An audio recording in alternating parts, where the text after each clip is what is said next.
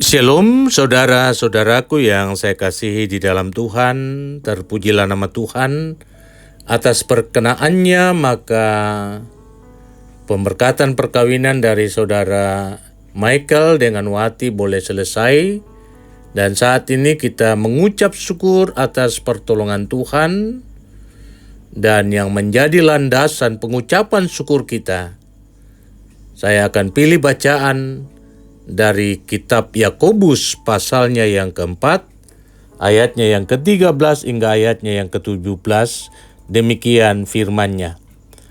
Jadi sekarang, hai kamu yang berkata, hari ini atau besok kami berangkat ke kota Anu, dan di sana kami akan tinggal setahun dan berdagang, serta mendapat untung, sedang kamu tidak tahu apa yang akan terjadi besok. Apakah arti hidupmu? Hidupmu itu sama seperti uap yang sebentar saja kelihatan lalu lenyap. Sebenarnya kamu harus berkata, jika Tuhan menghendakinya, kami akan hidup dan berbuat ini dan itu. Tetapi sekarang kamu memegahkan diri dalam congkakmu, dan semua kemegahan yang demikian adalah salah. Jadi jika seorang tahu bagaimana ia harus berbuat baik, tetapi ia tidak melakukannya, ia berdosa. Demikian firman Tuhan, terpuji namanya. Tema kita, libatkan Tuhan dalam setiap langkah juangmu. Saudara-saudara yang saya kasihi di dalam Tuhan, tentu ucapan selamat kita patut sampaikan kepada Michael dan Wati yang baru saja hari Senin kemarin dipersatukan dalam ikatan perkawinan kudus.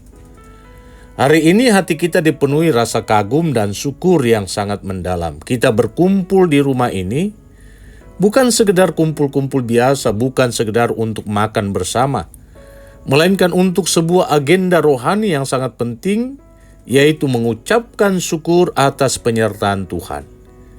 Kita bersyukur karena Tuhan telah menuntun kedua anak kita melewati masa-masa persiapan yang menguras energi, menguras pikiran dan emosi, hingga akhirnya pada hari Senin kemarin, mereka boleh berdiri di depan altar suci, mengikrarkan janji setia dan menerima berkat penumpangan tangan dari hambanya.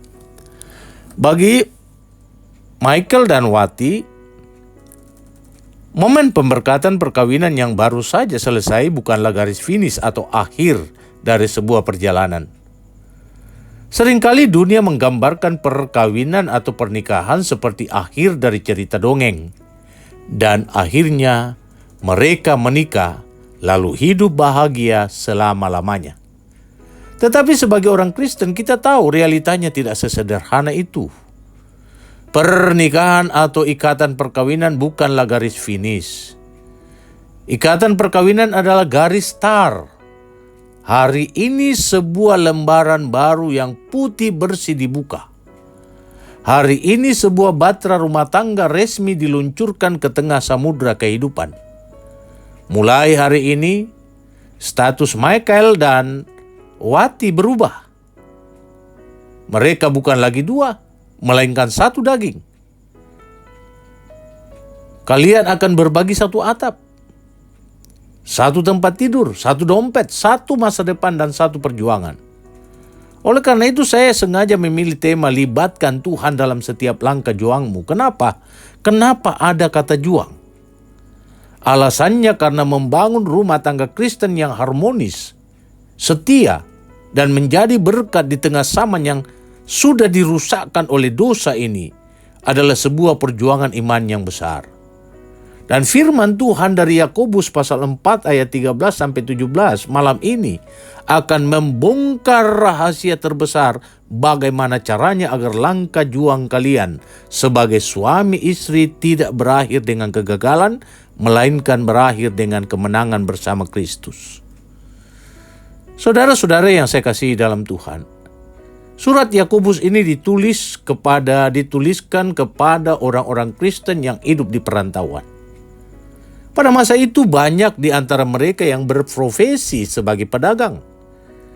Mereka adalah orang-orang yang pintar, jeli melihat peluang, dan sangat rajin membuat rencana bisnis.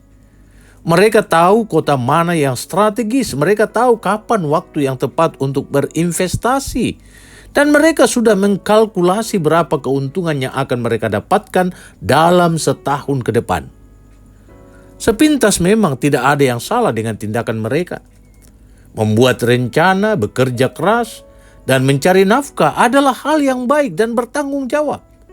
Tetapi mengapa Rasul Yakobus justru menegur mereka dengan sangat keras di ayat 13? Yakobus menegur mereka bukan karena mereka membuat rencana, melainkan karena mereka membuat rencana hidup seolah-olah Tuhan itu tidak ada. Mereka menyingkirkan Tuhan dari masa depan mereka. Nah, dari teguran Yakobus ini ada 3 prinsip rohani utama yang harus dipahami dan dihidupi oleh kedua kekasih kita, Michael dan Wati, agar rumah tangga yang baru ini diberkati oleh Tuhan. Prinsip pertama, sadari keterbatasan sebagai manusia dan sadari ketidakpastian hari esok. Perhatikan ayat 13 dan 14. Yakobus berkata, sedang kamu tidak tahu apa yang akan terjadi besok. Apakah arti hidupmu?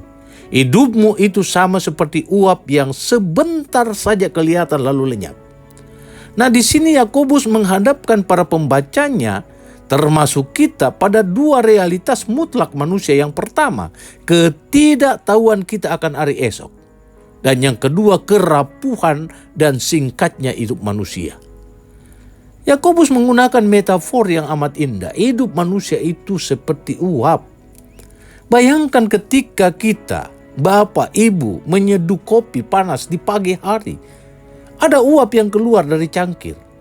Uap itu terlihat jelas selama beberapa detik, tetapi begitu tertiup angin, uap langsung hilang tanpa bekas. Itulah hidup manusia.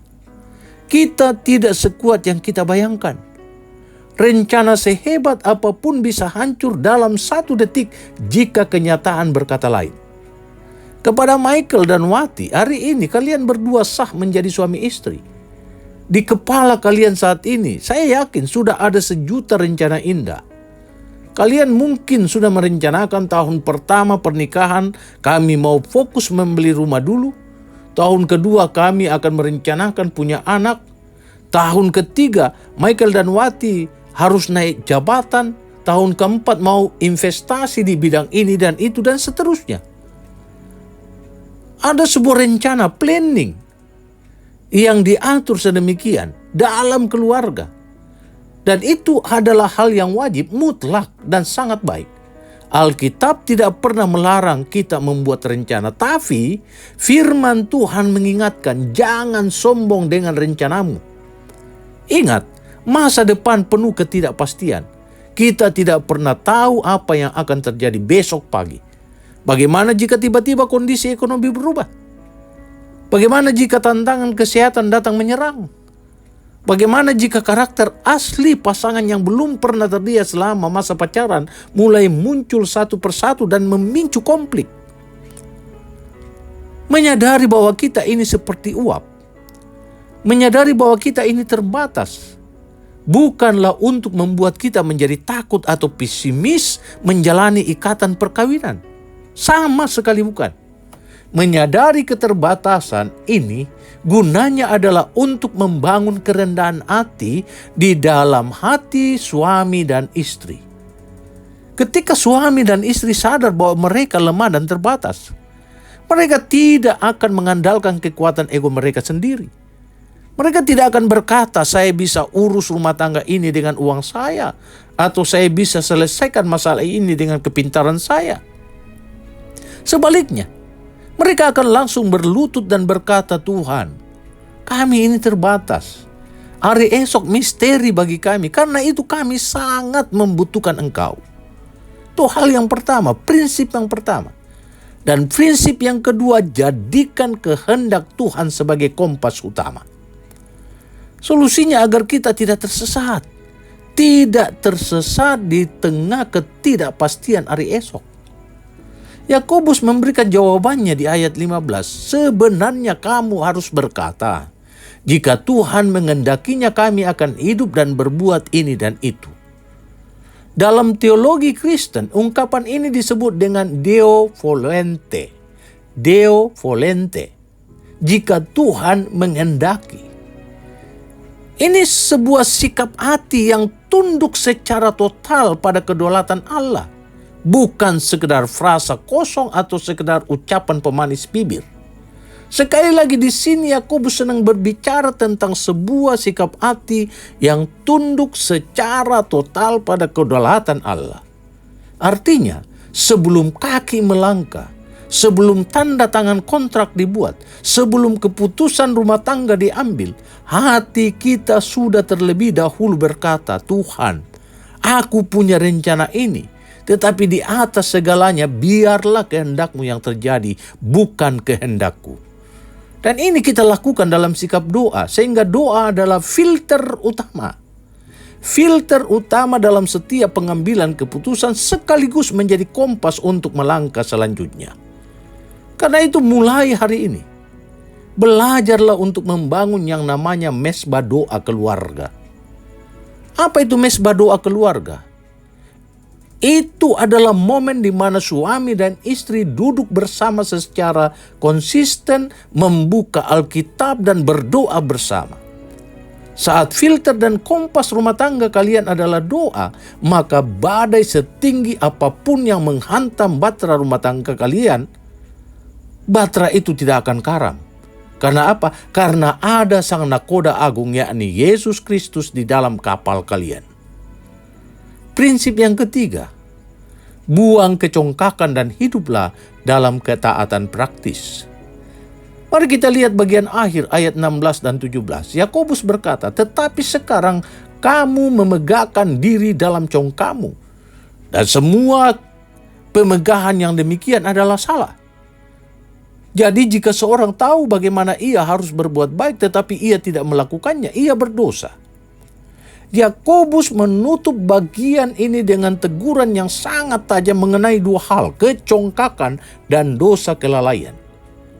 Kecongkakan di sini adalah sikap mental yang merasa sukses karena kehebatan diri sendiri, menganggap keberhasilan hidup adalah murni hasil kerja kerasnya sendiri, tanpa ada campur tangan dan anugerah Tuhan. Lalai berbuat baik artinya apa? Yakobus sedang menegaskan bahwa orang yang tahu kebenaran firman Tuhan tentang bagaimana seharusnya hidup bersandar kepadanya, tetapi tetap memilih hidup sombong dan mengabaikan Tuhan, orang itu sedang hidup di dalam dosa. Tahu yang benar tetapi tidak melakukannya, itu adalah dosa. Nah, firman Tuhan di ayat 17 ini membawa kita pada aspek praktis dalam ikatan perkawinan. Kalian adalah pemuda-pemudi Kristen yang tumbuh di dalam gereja. Kalian sudah sering mendengarkan khotbah tentang perkawinan. Dalam pembinaan pranikah yang sudah kalian lewati, kalian sudah tahu persis apa yang Alkitab ajarkan tentang suami istri. Suami sudah tahu bahwa tugasnya adalah mengasihi istri seperti Kristus telah mengasihi jemaat, bahkan rela mengorbankan nyawanya dan egonya demi kebahagiaan istri. Istri sudah tahu bahwa tugasnya adalah tunduk dan menghormati suami seperti kepada Tuhan, menjadi penolong yang lemah lembut. Kalian berdua tahu bahwa dalam ikatan perkawinan Kristen tidak ada kata cerai. Yang ada adalah kesetiaan total hingga maut memisahkan. Kalian tahu harus saling mengampuni, saling sabar dan tidak menyimpan dendam. Hari ini ayat 17 mengingatkan kita dengan sangat keras. Kalian sudah tahu semua kebaikan itu, sekarang lakukanlah.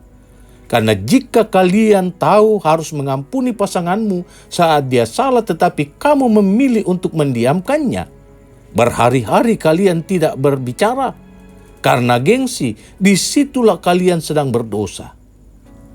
Jika suami tahu harus memperlakukan istri dengan penuh hormat dan kasih sayang, tapi di rumah suami justru kasar baik dalam perkataan maupun perbuatan, disitulah suami sedang berdosa.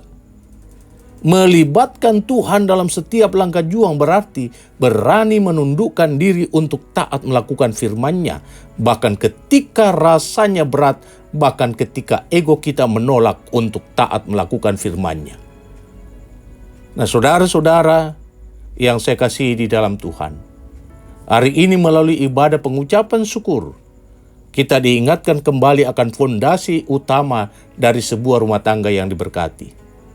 Yang pertama, sadarilah senantiasa keterbatasan kita sebagai manusia. Jangan sombong.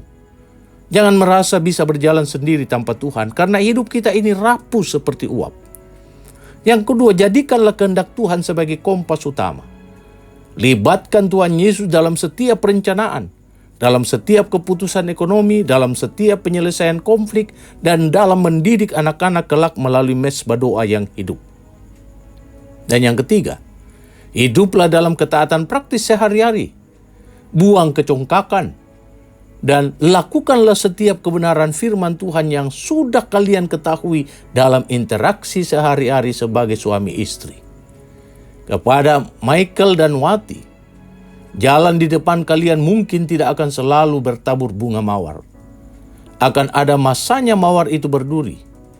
Akan ada musim di mana kalian harus bekerja lebih keras, memeras keringat, dan meneteskan air mata dalam perjuangan hidup.